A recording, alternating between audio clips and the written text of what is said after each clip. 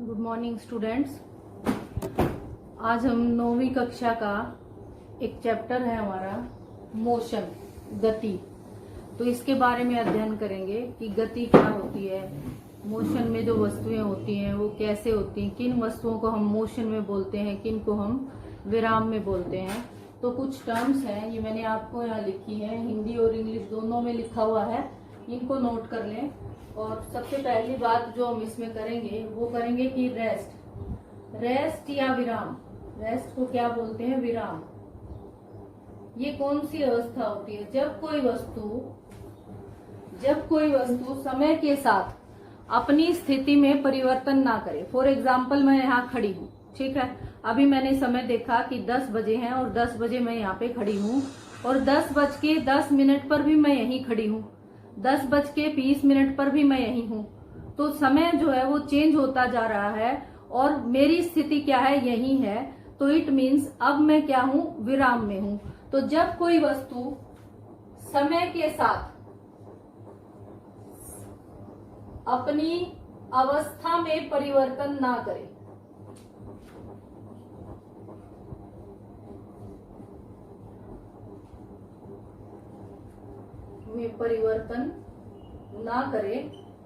या जब किसी वस्तु की समय के साथ अवस्था में परिवर्तन ना हो तो वो वस्तु कैसे कहलाएगी? विराम अवस्था में। इट मीन्स इंग्लिश में हम कहेंगे no change in position with time.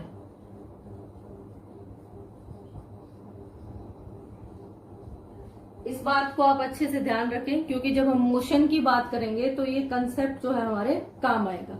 अब मोशन में क्या है? दूसरी टर्म हम बात करते हैं मोशन। मोशन क्या होता है? मोशन को हिंदी में बोलते हैं हम गति। ठीक है, एक गाड़ी चल रही है, एक ट्रेन चल रही है और मान लो कि वो किसी स्टेशन से, अब हम फरीदाबाद में हैं तो फरीदाबाद के स्टेशन से वो ट्रेन 10 बजे निकली, ठीक है, और 10:10 पे हम देखेंगे तो वो फरीदाबाद के उसी स्टेशन पे नहीं होगी, कहीं और होगी। फिर उसके बाद हो सकता है 11 बजे वो दिल्ली हो। तो वो जो ट्रेन है वो समय के साथ साथ अपनी अवस्था में परिवर्तन कर रही है। तो इट मीन्स वो ट्रेन अब क्या है? मोशन में है। मोशन का मतलब बनता है यदि कोई वस्तु समय के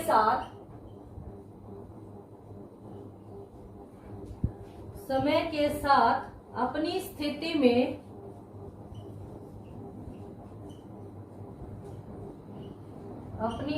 में परिवर्तन करती है तो वह वस्तु क्या कहलाती है? मोशन में कहलाती है।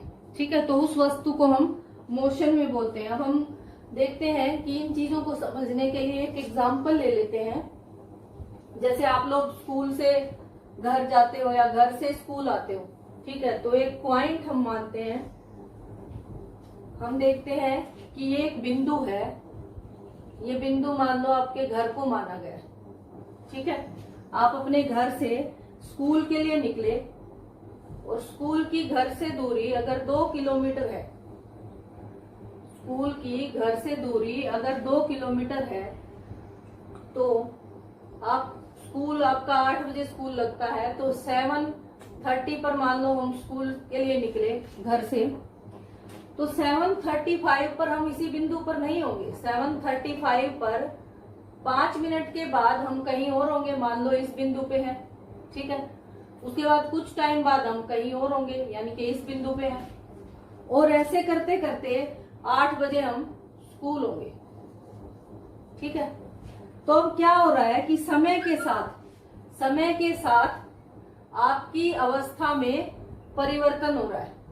आप घर से चले थे और स्कूल पहुंच गए, तो जैसे जैसे समय बढ़ा, समय जैसे जैसे बदला, हर बिंदु पर समय बदला और हर बिंदु पर आपकी दूरी भी बदल गई, आपकी अवस्था भी बदल गई। आप हर बिंदु पर आपकी अवस्था बदलती गई और आप स्कूल पहुंच गए। तो जब कोई वस्तु समय के साथ अपनी अवस्था में परिवर्तन कर लेती है तो वह वस्तु किस में कहलाती है? मोशन में कहलाती है, गति में कहलाती है। Change in position of an object with respect to time, change in position of an object with respect to time is called motion, उसको हम मोशन बोलते हैं। अब बहुत सारे एग्जाम्पल्स हैं हमारे पास मोशन के, बहुत सारी चीजें हैं जो हमने देखी हुई हैं मोशन में होती हैं। देखो बर्ड्स को देखते हैं हम डेली फ्लाई करते हुए, birds flying in the sky, ठीक है। आप गाड़ी में जाते हो, स्कूटर पे देखते हो किसी को ट्रेवलिंग करते हुए, ट्रेन में देखते हैं, ठीक है। तो ये क्या है? सब मोशन में है। और भी बड़े एग्जाम्पल्स की बात करें तो हम अपने सोलर सिस्टम की अगर बात करते हैं तो सन के अराउंड क्या है? प्लैनेट्स रिवॉल्व करते हैं, तो वो भी क्या है? मोशन में है, ठीक है। लार्ज ऑब्जेक्ट्स हैं, जैसे लार्ज ऑब्जेक्ट्स कौन कौन से आ गए हमारे पास? अर्थ को ही मान लो, ठीक।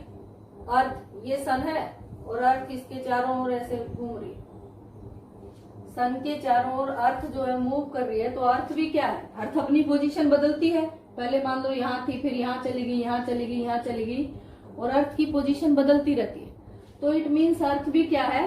मोशन में है। अर्थ किस में है? गति में,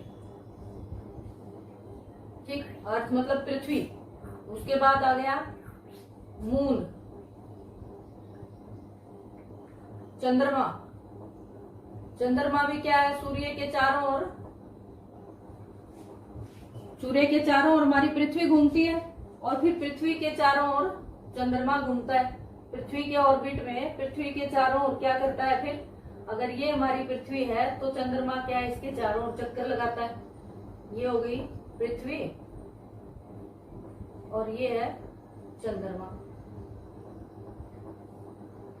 ठीक है। तो ये हमारी जो गैलेक्सी है, इतना बड़ा यूनिवर्स है, इसमें इतने सारे ऑब्जेक्ट्स हैं, स्मॉल ऑब्जेक्ट से लेके लार्ज ऑब्जेक्ट्स तक हर चीज क्या है?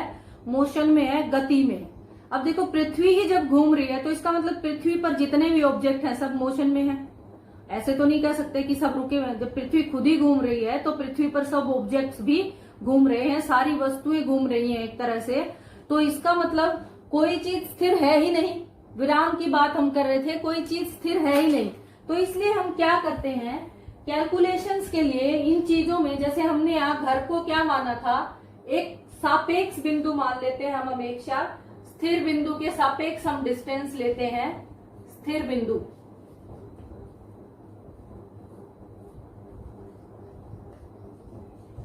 तो जो दूरियां हम नापते हैं, जो भी चीजें हम देखते हैं, हम किसी चीज के सापेक्ष देखते हैं। फॉर एग्जाम्पल यहाँ घर था, घर से चले हैं तो घर एक हमारे पास स्थिर बिंदु हो गया कि हमने घर से स्कूल जाने के लिए एक रास्ता लिया और उसमें हमने पोजीशंस को टाइम के साथ साथ नोट किया। तो ये जो सापेक्ष बिंदु होता है ना, स्थिर बिंदु, इसके कोऑर्डिनेट्स, मैथ में आप कोऑर्डिनेट्स पढ़ते हो ज्योमेट्री में, इसके कोऑर्डिनेट्स हमेशा 0 0 होते हैं, ठीक है। इसको हम हमेशा 0 0 पे मानते हैं। तो जो मोशन है उसको समझने के लिए सबसे मेन बात हमें यहाँ पे जो माननी पड़ती है हर चीज, वो क्या है?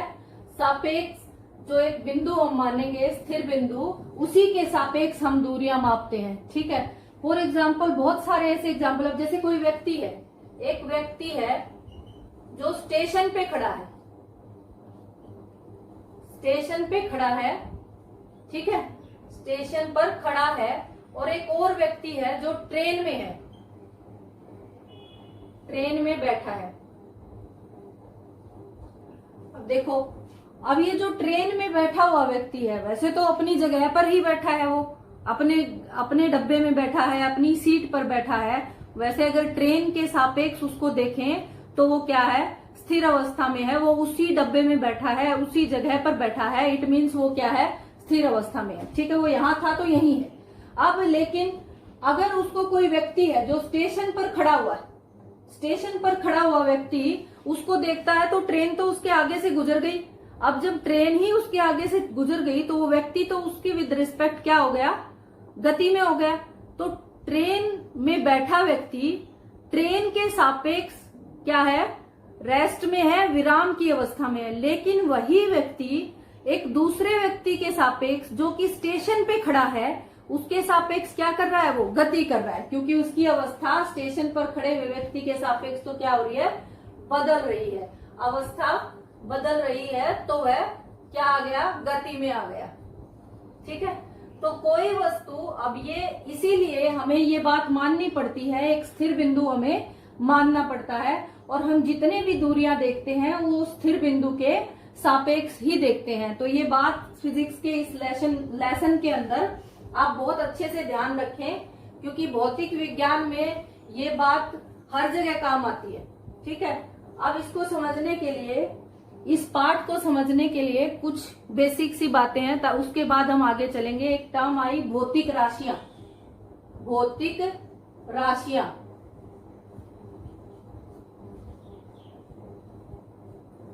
इसको इंग्लिश में हम बोलते हैं फिजिकल क्वांटिटी। फिजिकल क्वांटिटीज मतलब ऐसी राशियां जिनको मापा जा सके, जिनको मापा जा सके, उन राशियों को हम क्या कह सकते हैं, फिजिकल क्वांटिटीज कहते हैं। यानी कि एनी क्वांटिटीज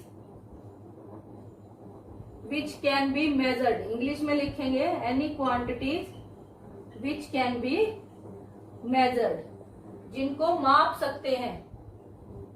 हिंदी वाले भी ध्यान से सुन लिया करो और इंग्लिश वाले भी, दोनों में हो जाएगा, बाइलिंगुअल है तो बातें दोनों ही बोल रहे हैं हम। तो फिजिकल क्वांटिटीज क्या है, ऐसी क्वांटिटीज जिनको हम माप सकते हैं, वो फिजिकल क्वांटिटीज हैं। अब फिजिकल क्वांटिटीज के अगर मैं एग्जांपल्स देखूं तो क्या आएगा, देखो आपको कहा कि 2 किलो चीनी ले आए। ठीक है, 2 किलो चीनी, 4 किलो आलू। ठीक है, 2 किलोमीटर की दूरी तय कर ली मैंने, स्कूल से घर आने के लिए 2 किलोमीटर की दूरी तय कर ली। ठीक है, अब ये चीनी जो थी 2 किलो, इसका मतलब ये क्या था, द्रव्यमान, ये वस्तु का द्रव्यमान है। आलू से भी हमने क्या कहा, 4 किलो आलू, क्या पता लगा कि ये भी क्या है, द्रव्यमान है। और दूरी 2 किलोमीटर दूरी तो खुद ही एक राशि है। तो ये जो द्रव्यमान है, दूरी है, ये सब हम नाप सकते हैं ना। हमने मेजर कर लिया कि चीनी 2 किलो, जिस चीज को हमने मेजर कर लिया, इट मीन्स वो कैसी राशि हो गई, भौतिक राशि हो गई। ऐसी बहुत सारी राशियां हैं, द्रव्यमान हो गया, दूरी हो गई, अभी आपको बताया, लंबाई, चौड़ाई, वॉल्यूम यानी कि आयतन, बल। ठीक है, और भी बहुत सारी राशियां हैं जिनको हम माप सकते हैं। तो जितनी भी राशियां जिनको मापा जा सकता है वो सारी क्या होती है, फिजिकल क्वांटिटीज होती हैं। और अब आप कहें कि ऐसी कौन सी चीज होगी जिसको हम नहीं माप सकते, भाई ऐसी कोई, इसका मतलब तो सारी फिजिकल होगी। ऐसी बहुत सारी बातें जिनको हम नहीं माप सकते। भाई आप विचार है आपके मन में, आप सोचते रहते हो, क्या उसको माप सकते हो आप, नहीं माप सकते। ठीक है ना। अब मैंने कितने, मान लो मैं टीचर हूँ, इतने सालों से पढ़ा रही हूँ, तो क्या मैं अपने टीचिंग अनुभव को माप सकती हूँ, वो महसूस कर सकते हैं हम एक्सपीरियंसेस को, बट उसको मेजर तो नहीं कर सकते हम। तो ऐसी बहुत सारी चीजें हैं जिनको हम मेजर नहीं कर सकते। तो यानी कि भौतिक राशियां हमारी हो गई। अब ये जो भौतिक राशियां हैं, जो फिजिकल क्वांटिटीज हैं, इनकी टाइप्स हैं फिजिकल क्वांटिटीज, क्योंकि इस चैप्टर में ना इनका यूज होता है बाद में, तो हमें पता रहे कि हम किसको क्या कहेंगे। फिजिकल क्वांटिटीज जो है वो 2 तरह की होती हैं। एक होती है स्केलर, ठीक है, इसको हम हिंदी में बोलते हैं अदिश। अदिश मतलब बिना दिशा के। ठीक है, और एक है वेक्टर, इसको हम हिंदी में बोलते हैं सदिश। तो ये हम जब ये पाठ पढ़ते हैं ना, तो इसमें हर जगह लिखा होता है कि बल एक सदिश राशि है। ठीक है, हर राशि के आगे कुछ लिखा होगा, ये एक अदिश राशि है। तो हमें कैसे पता चलेगा कि कौन सी राशि सदिश है और कौन सी अदिश है, उसके लिए हम क्या देखेंगे, जो स्केलर है। अब देखो जो अदिश है, अदिश मतलब एक बात आपको साफ ही कह दी गई, बिना दिशा के, यानी कि ऐसी राशियां जिनकी दिशा नहीं होती, बिना दिशा की होती है, जो केवल क्या होता है, परिमाण होता है। इसको अच्छे से समझ लेते हैं। मैंने अभी कहा था 2 किलो चीनी, क्या 2 किलो चीनी को मापने के लिए हमें किसी दिशा की जरूरत थोड़ी ना है। 2 किलो चीनी तोलना उत्तर दिशा में, दक्षिण दिशा में, पश्चिम दिशा में, पूर्व दिशा में, ऐसे तो नहीं होता। तो 2 किलो चीनी, अब ये जो चीनी है, ठीक है, यानी कि द्रव्यमान हो गया। यहाँ चीनी का मतलब यहाँ हम क्या ले लेंगे, द्रव्यमान हो गया। तो ये जो द्रव्यमान है ये कैसी राशि है, अदिश। ठीक है, अभी मैंने 2 दर्जन केले का, वो भी क्या मापता है, द्रव्यमान मापता है। तो वो क्या हो गया, 2 दर्जन केले भी क्या हो गया, अदिश राशि हो गई।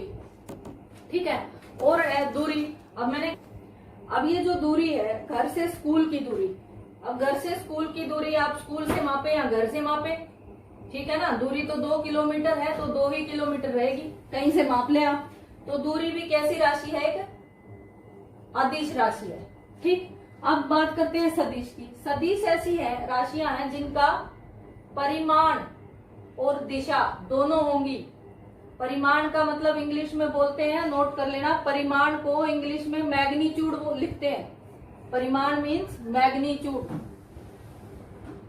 और दिशा मीन्स डायरेक्शन। दिशा का मतलब क्या है, डायरेक्शन है, ये नोट कर लेना।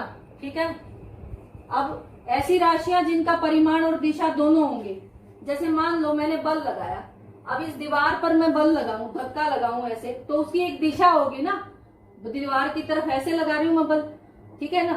तो बल क्या है, एक तरह से बल का परिमाण भी होगा कि मैं कितना बल लगाऊंगी, 2 न्यूटन लगे, 3 लगे, 4 लगे, क्या पता कितना लगे। ठीक है, तो बल की क्या होती है, परिमाण भी होता है और दिशा भी होती है। तो बल कैसी राशि है, एक सदिश राशि। अब दूसरा उदाहरण समझ लेते हैं। घर से स्कूल वाली बात ही हमने की थी। एक बच्चा है, वो घर से स्कूल चला गया, ठीक है, स्कूल गया और फिर स्कूल से क्या हुआ, वापस फिर आ गया घर, ठीक है, वापस फिर घर आ गया। तो मैं पूछूं कि भाई उसका विस्थापन क्या हुआ, उसमें कितना विस्थापन हुआ। आप देखो, विस्थापन होता है कि उसकी अवस्था में कितना परिवर्तन हुआ। बच्चा घर से स्कूल गया था, स्कूल से फिर घर आ गया, भाई कोई भी परिवर्तन नहीं हुआ। ठीक है, कोई भी परिवर्तन क्यों नहीं हुआ, क्योंकि जितनी दूरी उसने तय की थी, जितनी दूरी उसने घर से स्कूल जाने में तय की, उतनी उसने स्कूल से घर आने में भी तय कर दी। और दोनों क्या हुई, घर से स्कूल वो एक दिशा में गया और स्कूल से घर वो दूसरी दिशा में आया, तो विस्थापन क्या हो गया, 0 हो गया। और इसलिए विस्थापन भी कैसी राशि है हमारे पास, सदिश राशि है। ठीक है, ऐसी बहुत सारी राशियां होंगी जिनकी दिशा भी होगी और परिमाण भी होगा, तो उनको हम क्या कहेंगे, सबको क्या कहेंगे हम, सदिश राशियां। ठीक है, अब एक बात इन सब में कॉमन होती है, दोनों में स्केलर और वेक्टर, सदिश और अदिश जो भी है, उन दोनों की ही इकाई होती है। इकाई का मतलब है कि जैसे हमने द्रव्यमान को मापा था, द्रव्यमान को मैंने लिखा 2 किलोग्राम, तो ये जो किलोग्राम है ना, ये इकाई है कि उसको किस में मापा, किलोग्राम में। दूरी को हमने लिखा 2 मीटर या 2 किलोमीटर, ये किलोमीटर क्या है, इकाई है। बल को मैंने लिखा न्यूटन, 2 न्यूटन, तो ये न्यूटन भी क्या है, इकाई है। तो इकाई जो है वो सदिश की भी होती है और अदिश की भी होती है। ठीक है, यहां तक इन बातों को आप अच्छे से कर लें, फिर हम इस अध्याय को आगे देखेंगे नेक्स्ट वीडियो में। Okay, thank you.